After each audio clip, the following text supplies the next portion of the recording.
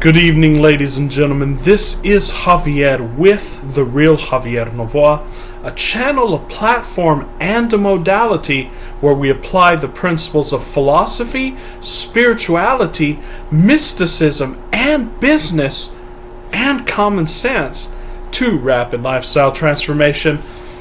I have a big video tonight, ladies and gentlemen, as I do periodically, to motivate you, to inspire you, perhaps motivating is the wrong word, but whatever you want to call it, to light a fire under you, metaphorically, so to speak, to take massive action. That's right. Because the great mentor and business teacher, Mirza Yawar Beg, who is a great, just all-around polymath when it comes to business, when it comes to doing, when it comes to being, he said something really great. He said, let's say you're going up a staircase. You can prepare to go up the staircase. You can get ready to go up the staircase. You can mentally prepare yourself. You can get into state. But until you take the first step up that staircase, none of that matters. It takes an act of will. And scientists have studied this because they studied the science of intention. And what is the difference between intention and will? You can intend to move your arm in your brain. You can think about moving your arm. But until you actually take the decisive step to move the arm doesn't move. And scientists are still trying to figure this out. Where does intention begin? Where does will begin? All of that is very mysterious, and I don't think it is within the limitations of humans to be able to discover that. This is all a Cartesian example of limits and so on and so forth, but that goes deep into philosophy. Just do it. The great Steven Pressfield, I'd recommend all of you, if you want to get pumped up, read The War of Art by Steven Pressfield. He's a great author, and he's someone who talks about resistance. You see, ladies and gentlemen, there's a force. I think it's very comparable to the concept of our channel that we talk about, the prison grid.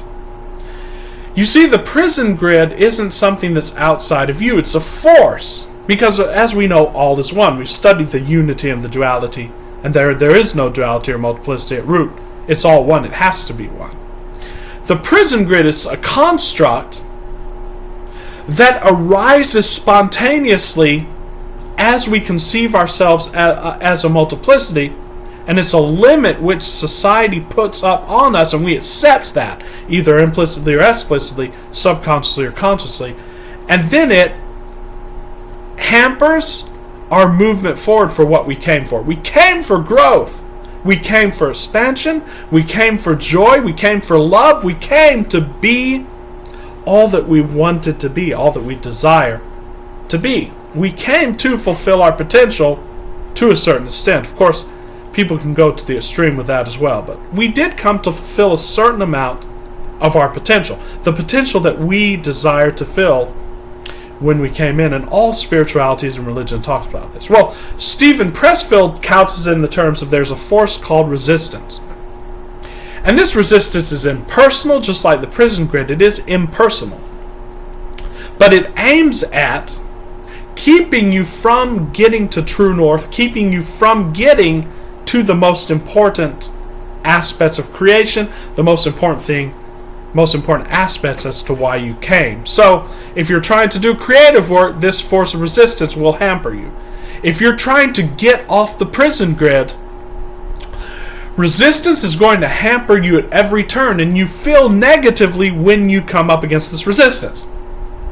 That's good, because we can use it as a compass, and as a great author also said, the cave which you fear to enter is where your treasure is. That's why all of the processes and techniques and so on and so forth of this channel are towards getting you to feel better so that you can, so to speak, bypass this resistance. You can grind it down. But at the end of the day, ladies and gentlemen, if you use your conscious mind, You can always find rational reasons not to do something. That's why great men of business say we have to know when to turn off our quote-unquote rational minds. That's why we talk about in this channel using the right brain, tapping into intuition, and sometimes, as we talked about in videos last week, taking massive action without thinking about it too much. Because oftentimes that is what catches resistance, which is your only enemy.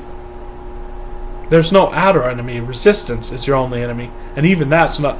these words are not adequately describing the situation, but just for the sake of the game, resistance is your enemy.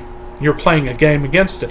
Sometimes the only way to win that is to go through it or around it in a way that's not going to expect. Because you see, resistance is all about using the rational mind to rationalize why you should not take steps forward, why you should not step towards your dreams.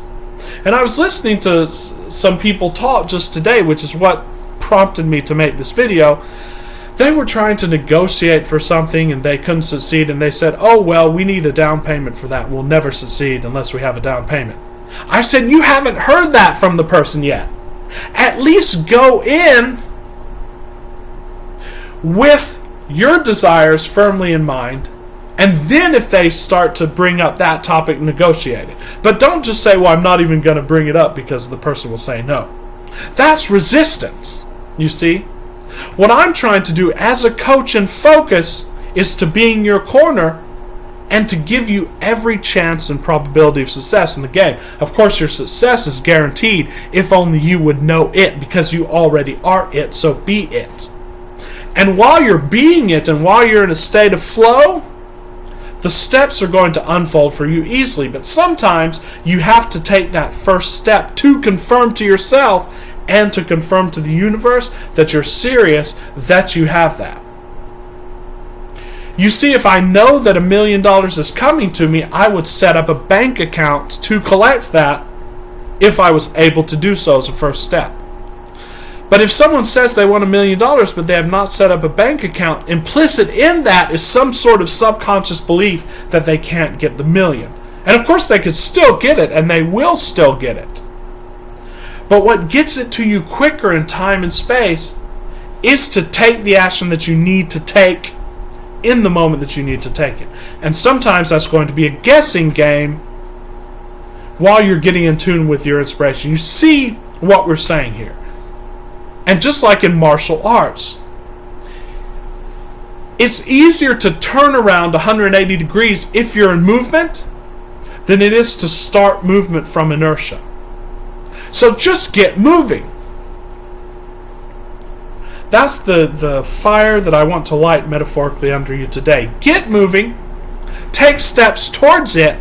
Stop talking about it. There's a time when you need to journal and you need to develop it. But there's a time, and you'll know it by your emotions, because you'll feel like you're bored and you'll feel like you're procrastinating, and you'll start to feel just general, what we call in this channel, low-grade negative emotions. These low-grade negative emotions, it's not going to feel like fear, but it's just going to feel like a boredom or a tediousness. These are telling you that you need to take another step because you know another step to take. When you know another step to take, and there's always another step to take before you, take that step if it's relatively easy to take it. If it's very difficult, don't do it. But if it's relatively easy, that means that there's an easy way for you to take that step. Take that step. And then you'll be able to focus more into your intuition. Your intuition will guide you and you will get into flow. But if you're not following your intuition, if you're procrastinating when your intuition, your inspiration tells you something, you drown out that voice and you put barriers between that voice and your ability to follow it. So my message to you is just go out and do it. We talked about in a video a few weeks ago, there is no failure until you stop. So if you hear a no, that is not failure. If you don't have that first sale, that is not failure. That is just a clarification. The universe is asking you, are you really serious about this? And say yes and continue down the path. Vadim Zeland, in his great book Reality Transurfing, has the great metaphorical illustration of this, he says, put one foot in front of the other. That's the step. You imagine the scene, you get yourself into that state, you are in that state, and then just put one foot in front of the other in knowing, in faith and in knowing that you already have it. If I know that I'm going to lunch at a restaurant today, I don't just stay at home. I take steps and get in my car and drive to that restaurant. It's easy. If I don't drive to that restaurant, there's something implicit there that's saying that there's a belief against the acceptance that I am going to that restaurant. I hope you understand this just a little bit. So I'm encouraging you today actually to do your work. Sit down and do your work, and do not short sell yourself. Do not automatically rule something as impossible just because it's impossible for everybody else. Just because you think it might be impossible. At least give it the old college try. Give it a try. That's another thing that we talked about in the beginning stages of this channel. Life is frequent experimentation. And my hypothesis as to the secret in Napoleon Hill's Think and Grow Rich, I think it is frequent experimentation. Continual experimentation. Napoleon Hill said that there's a secret here. You may find it on the first page. You may find it at the end of the book. You may never find it. But when you find it, you will have the master key. The master key is frequent experimentation. Keep trying. Keep experimenting. And that's part of the fishing I talked about in our short today. We came to this life for fishing. It's an illustration from Neville Goddard. And he said that you imagine the scene, and then you go out into the world and you do the play of the fishing. You reel it in. Sometimes the fish runs. That's the game. If you could just have everything now. I want it, I have it. I want it, I have it. It's going to be like that Twilight Zone episode where the person thought he was in heaven and he just kept winning at gambling. He kept getting everything he wanted. And then he told the angel that was with him, I don't think I deserve heaven. And the angel said, who told you this was heaven? If we had everything that we wanted right now in the physical, we would go some way. We would create a construct to have obstacles. Because obstacles are the spice of life. Because we grow through them and we understand the contrast and we know the contrast. That's why we came. But the obstacle is the way, as Marcus Aurelius said. We are to be like a fire that consumes everything that comes before it. If an obstacle comes before us, we recalculate, we recalibrate, we continue living in the end, just like a cybernetic missile, so to speak. The book Psycho-Cybernetics talks about this. It's another great book in your arsenal. And we relax. And then we take the next step that's right in front of us. But take the step that's right in front of you. Abraham Hicks said that procrastination is the sense not to take action when you're not in vibrational harmony. But if procrastination feels bad, and taking action also feels bad, it's usually the taking action, even though it feels bad, that will break up that negative emotion. And sometimes that shaking up will get you through, and it will get you a breakthrough. I'm here for your breakthrough. I'm a coach that will show you how to get constant breakthroughs if you watch this channel. So take this going into the weekend. Get up and do it. Next week, I want you to start taking action on your dream, on your state. I want you to continue getting into the state of that. And at the same time, I want you to start asking yourself, journaling, and doing what small actions can I take to get me to this? And sometimes you can take massive action. Although I disagree with a lot of Grant Cardone's work, I like the aspect of Grant Cardone of just getting in there, focusing, and 10xing it sometimes. Of course, we have to relax, we have to sleep, we have to get good sleep. But when it's a project that you're passionate about, sometimes go in there and 10x it and see what happens. And you'll have to regulate yourself. You'll read your feelings, whether or not you're going into it too boldly, too fast, and you're not giving yourself recuperation. But if it's something you love, which is what we talk about in this channel, finding something that you're passionate about, something that you love, the doing of it is going to feel better than the not doing of it and it's going to help you get into state. It's going to help you get into flow, and that feeling of flow, ladies and gentlemen, is like no other, and it's why we came. So go out and do your work. This is your encouragement for this week, and thanks for watching. We do have a lot of great videos coming out this weekend that are going to be more explain what we always explain: rapid lifestyle transformation, the law of assumption, and how to create masterpieces in your life. I am doing coaching calls. Please email me below. We're having a lot of success in those, and you can set up a call. We even have email coaching, which is another option for smaller budgets. And also, please subscribe to the channel. Thank you, ladies and gentlemen, for 200 subscribers that we just attained today, and we're going for more. We want to get a large community of people with the same energy, with the same enthusiasm about lifestyle transformation, playing our small part in the Great Awakening and getting this information out to as many people as possible by getting the algorithm more in our favor. So if you've not subscribed, I invite you to hit the subscribe button below. Thank you so much. We will see you tomorrow. This is Javier with great love and appreciation. See you soon.